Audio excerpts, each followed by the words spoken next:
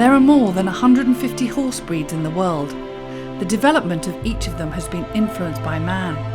In this series, we trace the origins of 5 breeds, finding out how they've evolved and developed over the centuries, and what is their role in modern-day society. Are they still used as the original horsepower, or have they become a much-loved, pampered pet?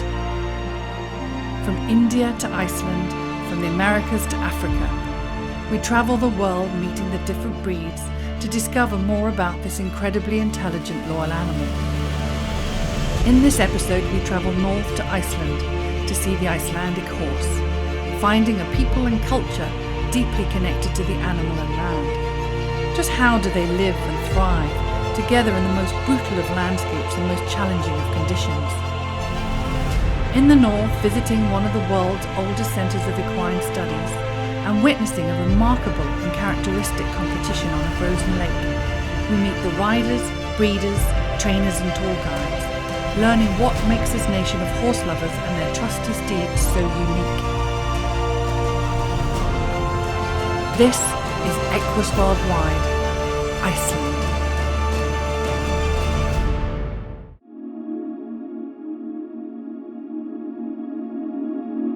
With a population of just 350,000 and an area of 103 square kilometres, Iceland is the most sparsely populated country in Europe.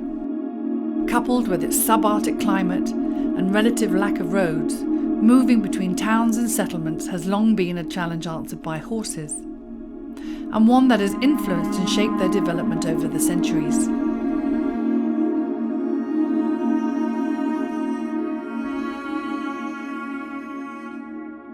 Well, the Icelandic horse is a purebred horse.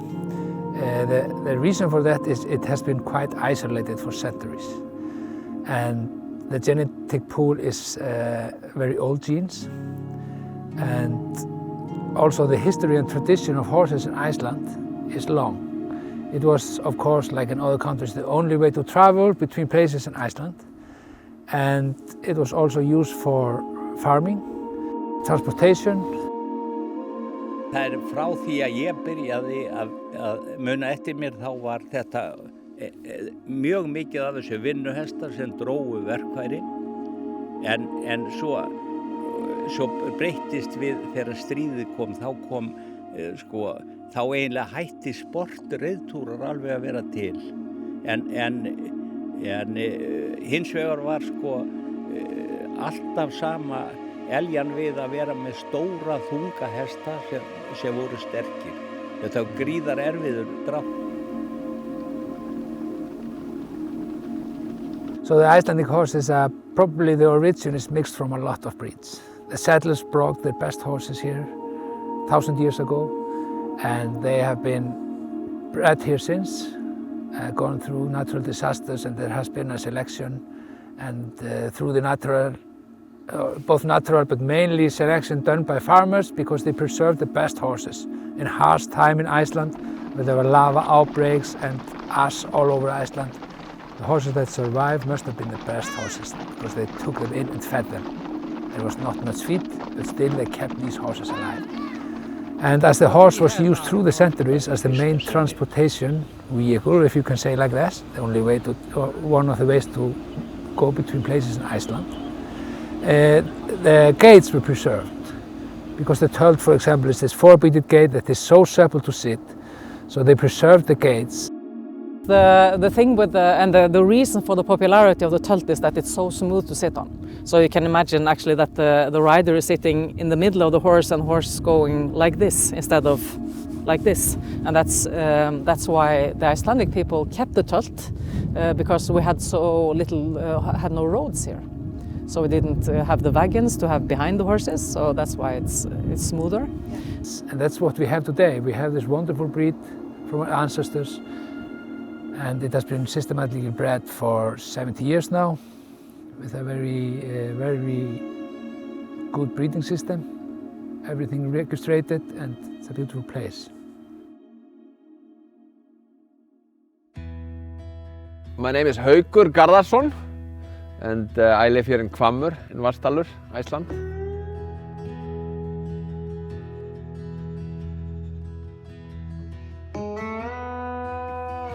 I've been living here with my family since 2001, and we've been running this farm since, building it up nice and slowly. And our main occupation is, we have a herd of horses that we train and sell, and some we use for the tours that we're doing in the summertime.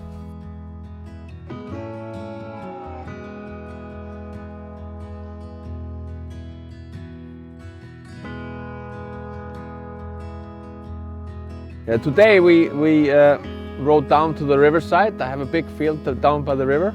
We were fetching the herd home.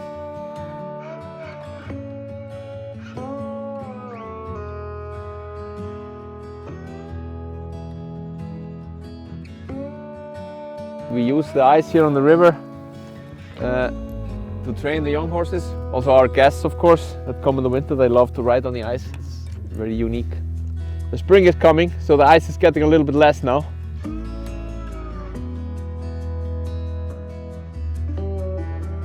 Most of the horses stay outside all year around, but in the winter we have young horses inside the stables that we are training. We start to train the riding horses around 4 or 5 years old, and we have them now inside. We are training them to make them usable for the tourists in the summer that come to visit us. Yeah, we start to train them when they're 4, and just a little bit, and then we take them again when they're 5, and they join the herd of more experienced riding horses, and then when they're 6, 7, we start to use them a little bit with the guests also. Depends on the horse, the easy ones we start to use already when they're 6, maybe a little. So they gain experience and they get stronger and stronger every year. They have a lot of endurance. They can run like very much if they're in a good shape.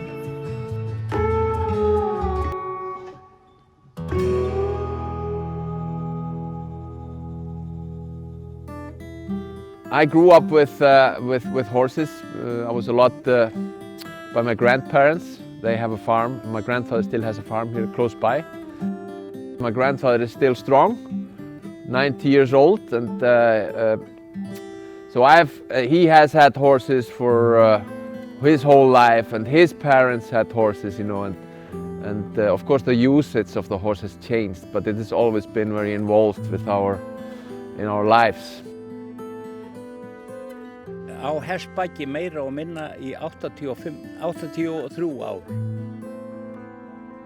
Hún byrjaði náttúrulega með því að maður var mjólkurpóstur 7 ára gamall, og bærinn 5 kilometra frá Blönduós og ég flutti mjólk á hverjum degi til Blönduós, og það var í 2 lítra brúsum og sett hvorum megin aftan við hnakkinn. Nú, síðan held ég en maður var alltaf með vinnuhesta strax og maður var orðinn stór.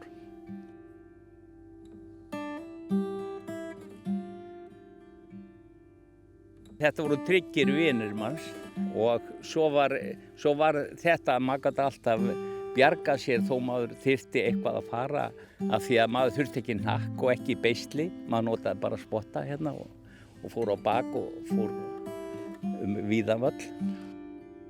Mér finnst náttúrulega breytingin mjög mikil frá því að vera með dráttarhesta og yfir í reiðhesta, og svo aftur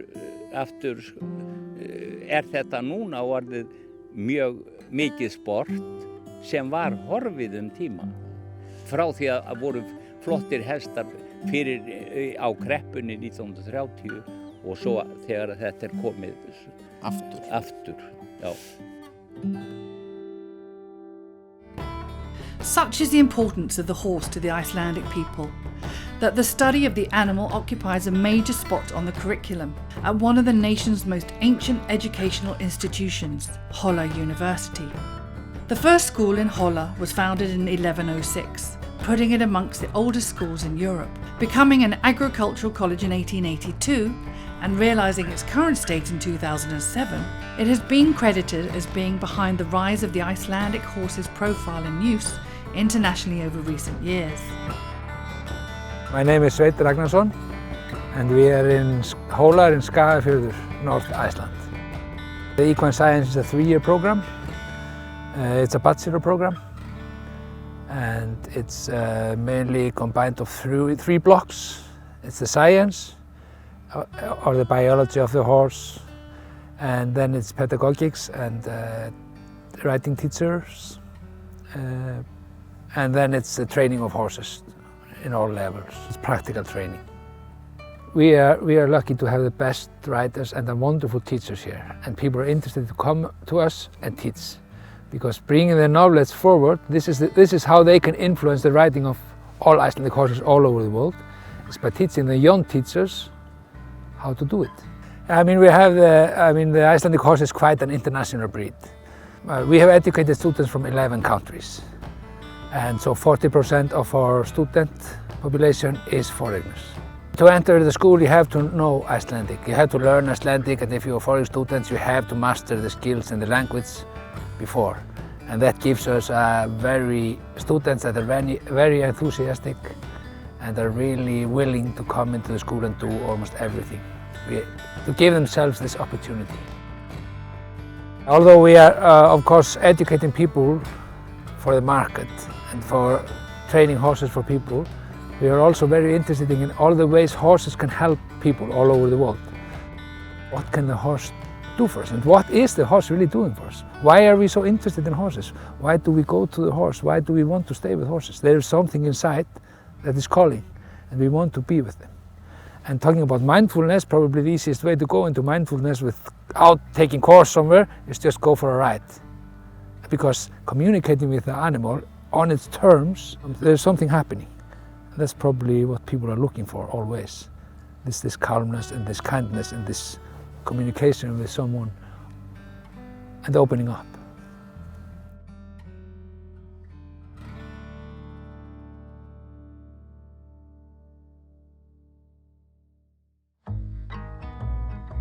My name is Mette Manseth and I'm the head riding teacher at Hólar.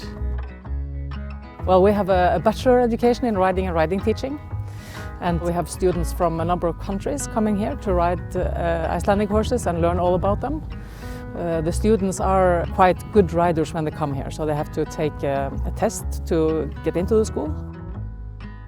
Well, I think here this place is quite unique. We are quite isolated here in this valley. I think it's a good thing because when you're here, you're just here. And we have these amazing stables and riding halls and oval tracks and pace tracks and nature. And for example, which I think is very important, our school horses, which are actually the base of the school. You know, they are the most important teachers that we have. They are born here, they are trained by students, they are trained by riding teachers, and they work the whole year around in the school. But in the summertime, they go into the valley. We have a fence in the bottom of the valley, and they go there and there are wild horses for a couple of months. And that I think is it's quite, I don't know if it's unique, but I think it's very good for the horses to be allowed to be horses for a while. The horses they're actually, most of them are born with the gaits, so it's very interesting to see foals that they will run around in tilt and pace and trot and gallop and canter and everything. So a lot of horses, they turn into to start to trot more. And when we start to train them, very many of them, they will choose to trot. So then we have to teach them to go tilt instead, or like remind them. And that's a matter of balance and education. So when the horse comes between the aids and is well educated, you can tell it to go tilt instead or pace instead. It's very exciting to have a young horse that is, going a little bit between the gaits, and you have to get the right balance, the right amount of energy to get it to have a clear beated gait. We want a lot of different things from our horses. We want it to be able to collect in a slow tilt and in canter, to be very uphill. We want it to have big strides in like medium tempos, and then in pace we want them to like extend completely. So they have to go from collected and round, and the same horse a little bit later has to really extend and go really fast. And I think it's tricky and very interesting and makes it really, really fun. My name is Skafti Ragnar Skaftason, and we are at Hafsteinstaðir in Skagafjörður in northern Iceland. I'm the fourth generation of breeders and trainers on this farm, and it was started by my great-grandfather, Jón Björnsson, and which was then taken over by my grandfather, Steinbjörn Jónsson, and then my father, Skafti Steinbjörnsson, and then me. And of course, this farm is run both by my father and mother, Hildur Klassen and Skafti Steinbjörnsson. Here we have a breeding farm, and what we do here is we breed horses for competition, evaluation, sportsman riding and pleasure riding. My father has been involved in horses his entire life. He was born on this farm and he grew up here, and then he started young, helping my grandfather in training, and he has a world championship in breeding evaluation in '95 in Swiss, and he is competing in a lot of tournaments. I can't even name the numbers that he has competed on. Tomorrow we are going to ice competition in Northern Iceland called Mývatn Open. And there my father is going to compete in A-flokkur and B-flokkur and tölt. And he is taking at least 2 horses from our breeding.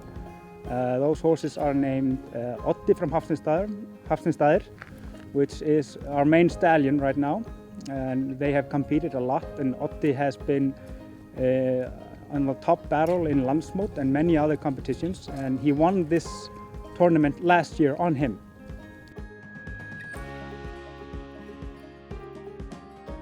Before the competition begins, tourists are given the opportunity to ride on the frozen lake themselves.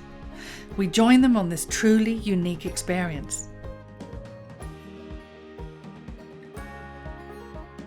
There is nothing especially about preparing your horses for the ice. Of course, we have a little bit different shoeing equipment, but the main thing is just to train your horse like you do every day, to build up a connection with the rider, to have your horse trust you, to have him thinking to be able to go forward and have the good, clean gaits. The better, of course, the horse is trained, the better he's going to get more nearer to the top on the ice competition tracks. We have no wind, we have a lot of frost, but no clouds in the sky, sunshine to keep us a little bit warmer. So these conditions we have right now are the prime conditions to have a good ice tournament.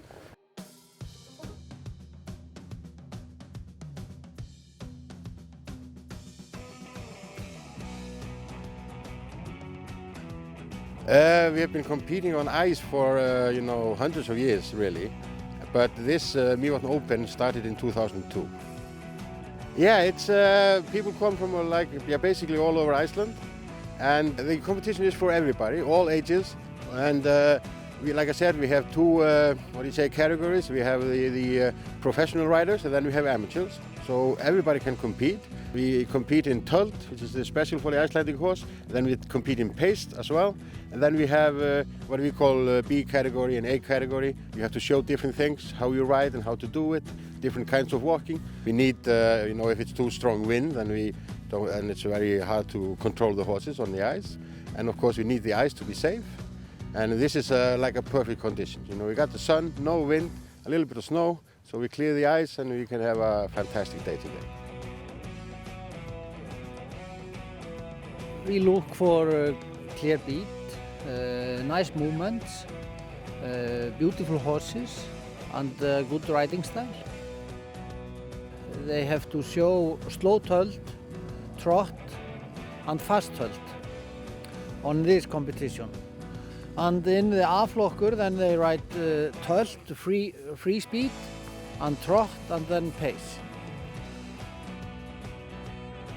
For a horse to reach the top on an ice tournament, that horse has to meet specific requirements. He has to be brave, and he has to really be able to trust the rider. The connection between the rider and the horse has to be excellent, and you can feel it when you're riding on the ice that the horse enjoys himself a little bit when he is calm and when you trust the rider, and it's a special feeling. It is one of couple of things that makes the lifestyle with the Icelandic horse special.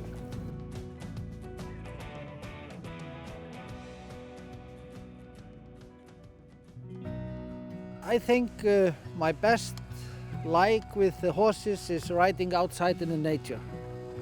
Somewhere in the mountains or in some valleys in good weather with good people and many horses. When you have experience going, for example, to search for sheep in the autumn with a horse up in the mountains, and you recognize the strength and the courage and the friendliness and the willingness to stay with you and work and do the job, I think that's the most amazing thing. Jú, auðvitað eru þeir langbesta leiðin til að ferðast landið. Yes, og að því að þeir eru hérna skapaðir fyrir þetta land og landið er skapað fyrir þá. The character and they are really easy and soft to ride. The tölt is super. It's so soft and nice to sit on. So that's what we have now, the modern people. We have this wonderful gene pool that was given to us by our ancestors, and we try to preserve it. And we try to preserve and respect the history and what they did for us.